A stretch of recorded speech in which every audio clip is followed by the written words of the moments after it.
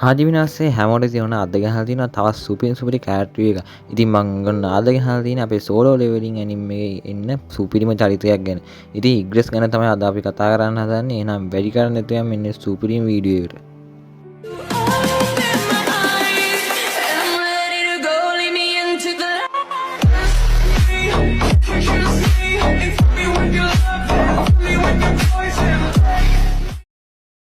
ඉතින් guys ඉග්‍රස් කියන්නේ මගේ සෝලෝ ලෙවලින් ඇනිමේ එකේ ඉන්න මේ මං ආසම කැරක්ටර් එක. ඉතින් මං ගොඩ කාලෙකින් මෙයාට වීඩියෝ එකක් කරන්න හිටියා. ඉතින් ඔන්න අද මේ වීඩියෝ එක මං ගෙනහලා තියෙනවා.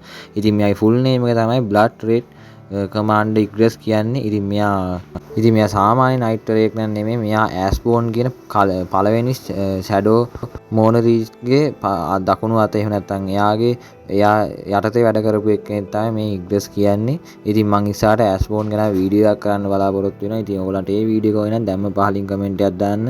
ඉතින් ඇස්බෝන්ගේ පස්සපාතීත්ව සෙබළුන් අතරින් එක්කෙනෙක් තමයි මේ ඉග්‍රස් කියන්නේ. ඉතින් මෙයාගේ පෙනුම ගැන අපි ගත්තොත් එහෙම කළු පැහැති බර ආමර් එකක් තමයි මෙයා බැලඳලා ඉන්නේ. ඒ වගේම දිගු රතු කෙස් තියෙනවා මෙයාට. ඉතින් විශාල කඩුවක් වගේම රාජකීය නයිට් වරයෙක්ගේ පෙනුමක් තමයි මෙයාට තියෙන්නේ. ඒ වගේම මෙයාට නිහඬ ගෞරවනීය හා විනයගරුක හැසිරීමක් අපිට පේනවා මේ සෝලෝ ලෙවලින් එකේදී.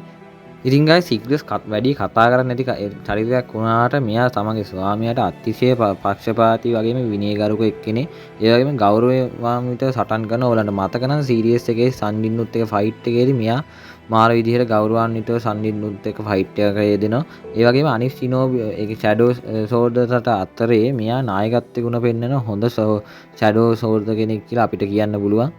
ඉතින් මෙයාට අතිශය හොඳ කඩු ශිල්පයක් කඩුව හැදෑරීමට පුළුවන්. ඒ වගේම අධික වේගයක් වගේම දැවැන්ත ශාරීරික ශක්තියක් වගේම ඉහළ ආරක්ෂාවක් මෙයාට තියෙනවා. ඉතින් ඒ වගේම මෙයා සටන් අත්දැකීම් බහුල කෙනෙක්.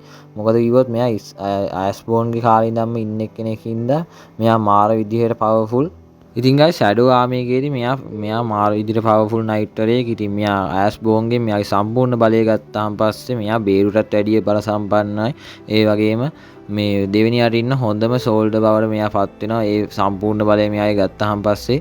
ඉතින් සංජිනු සම්පූර්ණයෙන්ම ෂැඩෝ බලය ගත්තාන් පස්සේ ඉග්‍රස් එයාගේ විශ්වාසවන්තම නයිට් වරයා වගේ ඉන්නවා. ඉතින් අවසානයේ ලෝකේ නැවත සකස් වූ පසු ඉග්‍රස් ජින්නු සමගම ඉන්නවා. ඉතින් මෙතනින් අපේ කැරක්ටර් රිවිව් එකත් ඉවර වෙනවා. ඉතින් ඉග්‍රස් ගැන හිතන දේවල් පහලින් කමෙන්ට් එකක් දාන්න යන්න. ඉතින් වගේම මම කිව්වේ නැති දේවල් ඔයගොල්ලෝ දන්නවා නම් පහලින් කමෙන්ට් එකක් දාන්න. මොකද මටත් දැනගන්න ඕනේ ඉග්‍රස් ගැන ගොඩක් දේවල්. ඉතින් ඇස්බෝන් ගැන ඉස්සරහට වීඩියෝ එකක් කරන්න ඉන්නවා. මම ඒ වීඩියෝ එක ඉක්මනටම දාන්න බලාපොරොත්තු වෙනවා. ඒ වගේම අපේ ටෝකියෝ නින්ජස් කියන සුපිරිම සීරීස් එක මම රිවිව් කරන ගමන් ඉන්නේ. ඒ වීඩියෝස් බැලුවේ නැත්නම් පහළ ඩිස්ක්‍රිප්ෂන් එකේ link එක මම දාලා තියෙනවා. දැම්ම ගිහින් බලන්න. එහෙනම් අදට මං ගිහින් එන්න හැමෝටම හරිගතෝ සයිමස්.